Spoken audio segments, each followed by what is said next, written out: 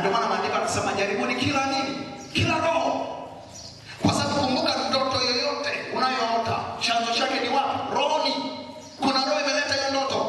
Na maandiko yanasema jaribuni kila roho kama imetokana na nani? Na Mungu. Wewe kwa nini unadhania Mungu aliachilia mstari wa namna hiyo? Ili tuweze kupima.